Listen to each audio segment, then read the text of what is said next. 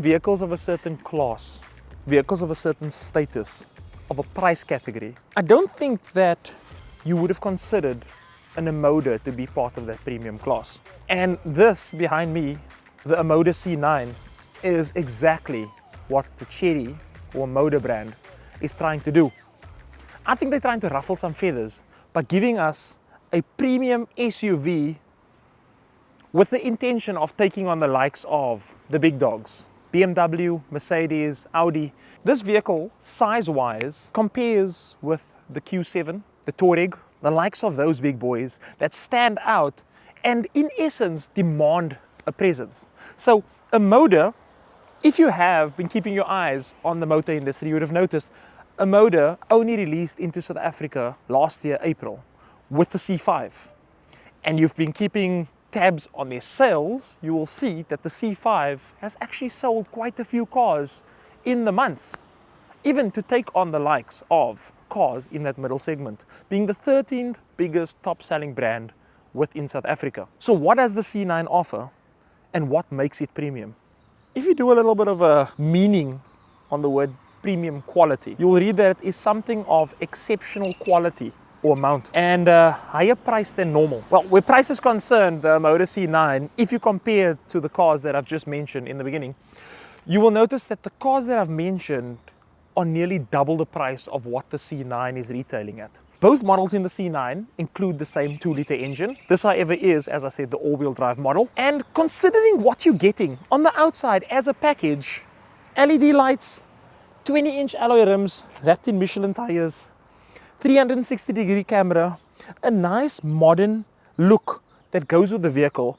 And I don't think it's going to feel out of place, especially considering what's on the road at the moment.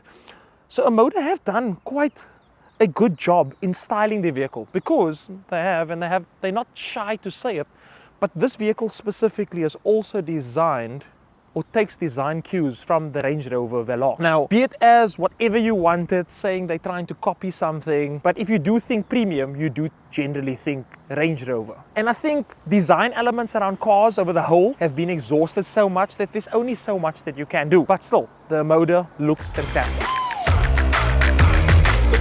So the Omoda does come with a keyless key. And when you walk close, you will be greeted with a little bit of a light show from the Omoda, maybe with the intention of showing off a little bit and looking slightly unique. So there are 3 different modes to choose from. This, of course, I'm not sure why it's called Milky Way, but it does a bit of a dance and then lights up everything before you get into the vehicle. Integrated camera in the front, and of course down at the bottom over there, your sensors for your driving system, such as your automated cruise control, to be able to sense what's happening in front. And on top over there is a camera for the DVR system. So it has its own inbuilt dash cam as well, which is quite cool. If we take a full walk around this vehicle, you will see size-wise, it's about 4.7 meters long, but I think 1.9 meters wide, and yeah, probably roughly about 1.7 meters tall. Cabin space on the inside, I'm going to take you in there. You will notice that you feel nice and relaxed on the inside. There is a big center dash or console that's in between, dividing you and your passenger, but it gives the driver an essence of feeling like he's in a cockpit, surrounded by these 2 large screens, having the steering wheel in front of him, ready to be able to dominate the road. Because I can tell you, this 2-litre engine, it produces 192 kilowatts. The 400 at the back on the badge is the amount of Newton meters torque.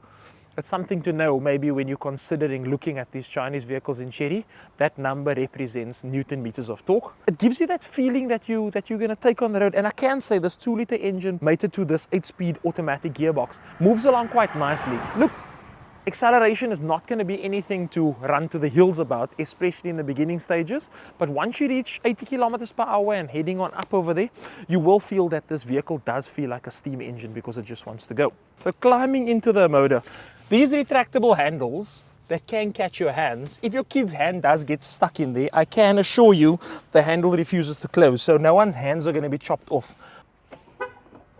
It's not going to harm you in any way. But the retractable handles on the outside, I'm just making it abundantly clear because I was informed that there's a little bit of vagueness between what I'm trying to express over here. I like the inside of this car. First of all, it does keep you and your partner or occupant on the outside quite far apart by this huge center console in the middle. Where the center console is concerned, a lot of additional storage space, 2 cup holders, additional space at the bottom, wireless charging only on one side, other side is for storage of a phone. So therefore, if you got someone over here, they can wirelessly charge, you can store your phone or anything else. And there's some at the bottom over there with cable charging as well. Down at the bottom over here, a cooler box for additional storage. I got a lot of things in here, so I'm not even going to show what's happening over here. But the thing that grabs your eyes is a combination of the lights all along here, which is of course pulsing to whatever sound and color that you would like to do. You can change that through the various settings. Radio display, as well as in your cluster, full color to be able to see, and they're quite interactive. So if I click on them, you will see that they actually quite quick to be able to respond. And also the nice thing that they've included also is a DVR, which is, as I said in the beginning, a dash cam built into this car as well. So yeah, looking on the front over here, I would suggest having a cloth to be able to wipe off all these things, but they've done a nice combination of this polish as well as this leatherette feel to finish off the inside to feel nice and premium. I like the seats on this vehicle. They feel nice and comfortable. They hold you quite tightly on the inside. And with the number of customizations that you can able to set on the one side over here, height, reach, lumbar support, all these different things that go with it, as a driver, you're not going to have any issue finding your perfect seating position. Of course, everything is electronically controlled. So please bear in mind that it takes a little bit of time, but once you have it set up and you set your memory, ultimately the nice thing is that it's just a matter of climbing in, choosing it, and everything will adjust. Even up to your rear view mirrors that need to be set on the radio to be able to adjust. So on the inside, I can say they hold up to that premium category of what I've been trying to say on the inside. And it is a nice place to be. Check the back to come see all the space at the back. I can share with you that the back legroom is sufficient as well. But jump in the back, come take a look. So how does it feel jumping in the back? I can say if I wasn't a person that really worried about driving as much, this is a place that I could definitely feel comfortable. Because it actually feels quite executive sitting at the back over here. Look, I got control for climate control, not for heating, only for, of course, the fan. Heated seats and the ability to be able to adjust the seat and recline quite comfortably if need be. There's a decent Sony sound system that's in this car, so there is a active subwoofer at the back, decent amount of speakers that goes all around, combination of clarity and bass. So if you are here at the back and you're enjoying the music, that is definitely something that you can do. And then legroom is more than enough, even for 3 people to sit across the way over here. So you'll have more than enough legroom on the side, as well as armrest and cup holders. So I always say, look, at the back of the car, things are not really, there's not really much to do. The main concern that I think at the back is comfortability. So does this tick the right boxes for being comfortable? I think it does, because legroom is sufficient.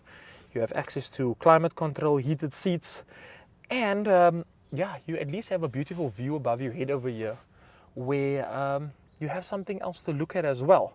And if you do maybe play a movie on the front over there as well, your visibility from here till the middle is sufficient, if that is something that you will be doing. And then also for that bit of added premium features that not all vehicles or brands add in, on that side you can remove or move this seat using the electronic switch on the inside of the seat over here with ease, in all honesty. And also, just like the front doors, there's 2 ways to open and unlock this door. There's a lever down here, as well as a button in the front as well, that allows you that ability to be able to open the doors. Not sure why they've put 2 things there. Maybe if people are concerned that the electronic button stops working from time to time, maybe the handle will be the next option. But yeah, overall look, feel, comfort at the back over here. Omoda, you've ticked the right boxes over here. Let's see if the seat can flip down completely, how much space you're going to get.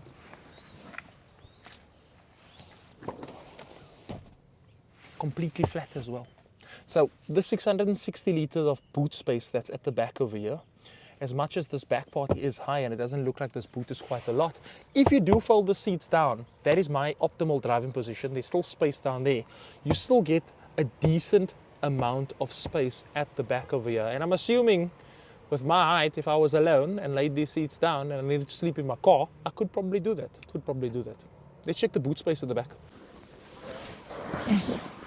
Thank you.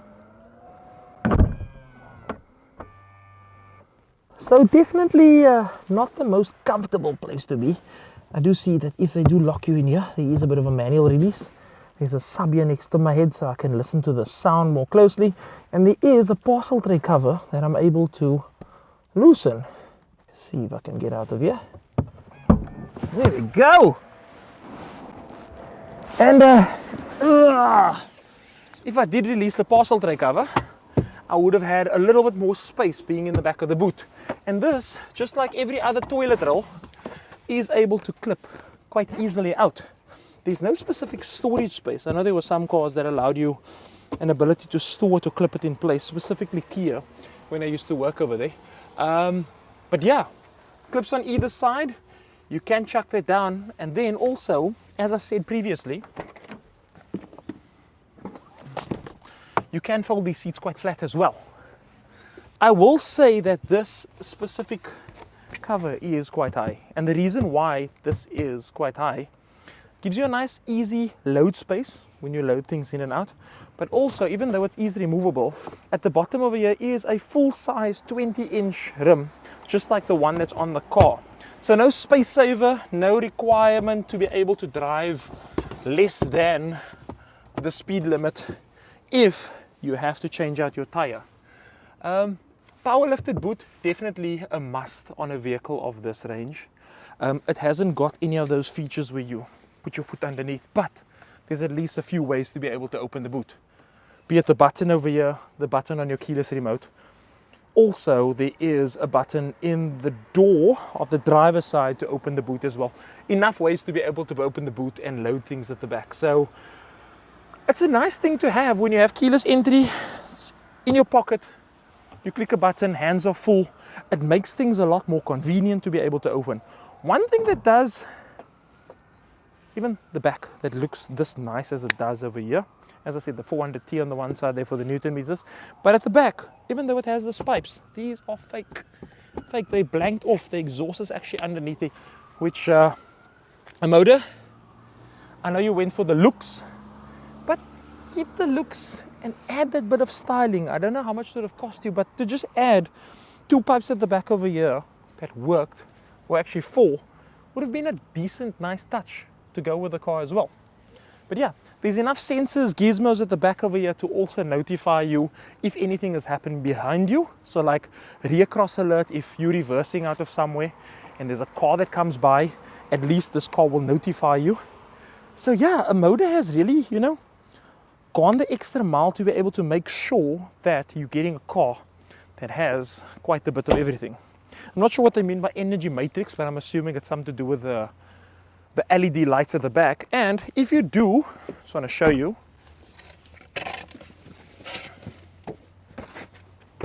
lock and unlock, you again, of course, get that Michael Knight Rider look that goes with everything as well, for those that do remember Michael Knight Rider. So yeah, I'm not going to say this is kit, but yeah, it has some voice activation to be able to control a few things.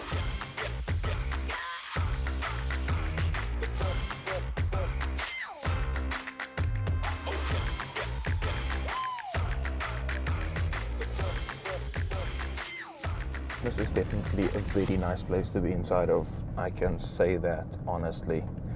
Yeah, there's a lot happening in front over here. Display wise, there are 2 huge screens. I think they are at 12 inches. And the thing that I love about this displays is that they are crystal clear. The radio system itself is very, very quick in responding. So when you need to scroll through menus quicker than any other car that I've actually engaged with. I'm not sure if that is just a thing of brands, eh? Slow down the interaction, just make it cheaper. And then when it becomes a premium car, they speed it up and then they give you that, feedback. But yeah, there's such a lot of settings on here that you can delve into. But I'm going to leave that for another part or a later part of this video. How does it feel to drive, first of all? Because it is a car. And I think the first thing that people want to know about a car is, how does it drive? It looks big inside. That's one thing that I can say. So dimensions wise, getting used to the vehicle itself. Look, personally from my side, I've driven a number of vehicles, so I can kind of get in and gauge, and then you can start figuring out where your points are. But overall, it's a nice, easy, comfortable drive. On pull away, this 2-liter engine, it's not lazy in any way, but it's not also like this punch that it's going to give you that people are crazing about electric cars or a super sports car or those type of things. It is a 2-liter turbocharged petrol engine that is in this car. And one thing that I can say, the car rated at 192 kilowatts, 400 newton meters of torque. Most of that power you feel a little bit further on. So when you are driving it, that power comes in here at about 80 to 90 kilometers per hour. When you do put down your foot, then you do feel that nice kickback in your seat. It gets you going quite nicely, and it just flows so easily through the gears. So if you're looking for a car that's a city runabout, space-wise, it is a quite big car. But if you're going to be a person that's going to drive on the open road, I promise you, comfort in the C9 is definitely up there. It's on top of there, because these big cars are designed to be comfort, luxurious, and to feel quite rock solid. Speaking about rock solid, I don't hear any creaks, any noises, wind noise, those type of things. Windows are all closed, as well as the panoramic roof that's on this car as well. And just listen. It's actually quite soft on the inside of here. Fuel consumption that I've been getting on the cars range between about 8.5 to 9 liters per 100. It's really expected. It is a 2-liter petrol engine, so it is bang on to what this car should be achieving, even considering this is an all-wheel drive vehicle. So all-wheel drive, you'll generally think that the fuel consumption is a lot more, but yeah, this car's kept it quite nice. It kept it in its lane. That's been looking after me in that regard. The 8-speed automatic gearbox on here, it does its thing. In the lower gears, when pull away, it doesn't change over instantaneously, in a sense that if you're going to compare it like to a DSG box, but it is a DCT box, so a dual clutch transmission box. And yeah, it changes across quite nicely. I haven't really made use of the pedals, even though it does have pedals. If I do click through it, it changes quite instantly. So that's fourth, that's third, and if I put my foot down, it goes.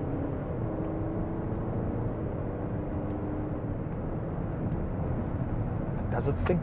It really does its thing. I think cars have been around long enough for people to know how to build them, what to do with them. Yeah, to be able to put something together that is a remarkable package. I actually find it quite amazing that Omoda has managed to put together a package like this, which I was driving yesterday and I saw a Cayenne on the road, which is a similar size to this vehicle. And I was thinking, how much money do you need to spend to buy a Cayenne? You can buy a second-hand one for the price range of what this car is going for, brand new. But that's of course a couple of years down the line. But then you have to worry about maintenance and service. So all fair and well, people always say, why must I spend X amount on a brand new car when I can get a second-hand car for the same price? And my thing is, you don't know who drove the car, you don't know how they took care of that car. Whereas with the C9, you're spending this money and you're that first owner of the vehicle. Also, being the first owner, you get that 10-year, million-kilometer warranty. To me, I did say 10-year million. It sounds like, like that a gimmick to try and get you over there. But I do know that they do hold up quite well to their promises of maintaining their warranty. You do speak to the dealers, you do speak to clients, and these clients say, look, they've never had an issue and they've never had a motor turn them away. So only time will tell, because I don't think there's an Omoda on this road in South Africa that has close to that kilometers, because the car is only, or the brand itself has only been out in South Africa since April 2023. But the crazy thing about it all, the craziest thing about this entire thing is that even though Omoda hasn't been around that long, the fantastic part of the entire thing is that if you look at their sales figures, they must be doing something right. Coming down to this car, there's a sensor in the front over here that tracks my eye movement and will warn me when I am becoming distracted. I haven't found a way to turn that specific off, but I think it's in the menu over there. However, it has lane departure, detect assist. It keeps you in a lane. It has active cruise control. So if I let go of everything and I drive this road, even though it has a slight bend in front of it, the car will keep to that bend. And I'm going to demonstrate that to you because I am actually recording over here as well. It says you've been distracted for too long. Cruise control exited because I haven't been looking. But there I turn it back. Okay, it's cancelled. I put it back on. There we go. So I'm letting go. I'm looking in front, and the car is taking this corner for me. So the cool thing is, even if someone joins, and it's not going to allow me to do that for that long, it's actually going to warn me, take over, drive with caution. But it's taking the corner, and it'll cancel if you don't hold your hands on that steering wheel for such a long time. And if someone cuts in front of me, because the car has active cruise control, the sensors in the front will pick it up. It'll even slow down and, still keep the car in the lane. So a friend of mine that I know, I'm not going to mention any names, he says the reason why he purchased his car with active cruise control, and I'm against this. I am honestly against this. The reason why he bought it is because when he's texting and driving, I don't know. But anyway, we see that a lot on the road these days. I'm not encouraging it in any way, because texting and driving just causes a whole other array of issues. So yeah, don't use your phone while driving. But that boils down to the infotainment system. Because this has CarPlay and Android Auto, please leave your phone down there. Everything will be displayed for you over here, and you can even use the voice commands to be able to either respond, or once you've set up your trip, it displays everything on the front over here as well. So a fantastic thing about the Omoda C9 is that it has all these features as a standard. It's not like I need to, I'm going to buy the C9 and add the next thing. And before you know it, you are in a different price category. Stopping at Omoda not too long ago, the William Simpson office in Tiguan over there, one of the sales guys told me that there was a guy weighing up the options between buying a Jaecoo J7 and a Tiguan. So he took the Tiguan, 1.5 R-Line I think it was, and he spec'd it up. So that's a 1.4 litre, sorry, not 1.5, 1.4 litre, 110 kilowatt. And he spec'd that vehicle up. And I think he came over just over 1 million when he spec'd it up to the spec of what the Jaecoo has to offer. Which, in my opinion, is crazy. It is honestly crazy. The fact that you're driving this car, and instead of everything telling you through the speakers that there's a speed camera ahead, the seat is perforated in order to communicate that information to you. And when you're on a phone call, it comes through the seats over here, which I think is freaking awesome. It's something simple, and there is way too much. I'll probably, if I do a full review on this vehicle, I'll probably keep you for like 35 to 40 minutes, and we still wouldn't have covered everything. Because even in those settings are settings. So what I would say to someone getting or taking the opportunity to test drive the Omoda C9, in all honesty, familiarize yourself with what is all happening before you set off.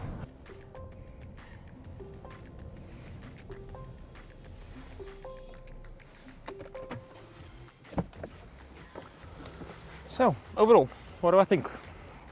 What do I think about the Omoda C9? I think it's fantastic that you see another entrance into the premium segment, because I'm going to sound like a bit of a broken record now, but it ruffles some feathers. Putting something in a category, pricing it much lower, giving you such a lot, is constantly going to shake up the market. That is a call for innovation. It's a call for change. It's a call for consumers to have a combination of variety and also that opportunity to be able to force manufacturers that are demanding these exorbitant amount of prices on cars. I understand why you place certain cars in a certain price point. You create a premium status, the elite can only touch it. But if you give something like this to the man in the street, you know, get a taste of it, give them an opportunity. I think the Omoda is definitely going to pique a lot of interest. And I'm also seeing the fact that people that are spending 2 million rand on cars is going to look for another alternative like this and using the other money to be able to spend somewhere else. So I do see the Omoda C9 sticking around, offering people a lot of things, and also growing within the South African market in years to come, just like the likes of the Hyundais and the Kias. It's just that the way in which they're doing it, they're coming in strong, they're coming in hard, and I do think that they're going to stay around. So, in a nutshell, this specific car, as I said, it's the all-wheel drive. I think it's telling me that I'm done. But yeah, I think you should test drive it. Get an experience of what it is. You've watched the video. If you do, like at the bottom, subscribe, but give it a test drive. Reach out to William Simpson, ask them to test drive it. Tell them that Ryan told you that you get a free test drive. And let me know what you think of it at the bottom. And also, if you have any questions, want to know anything, you know what to do. We'll see you again.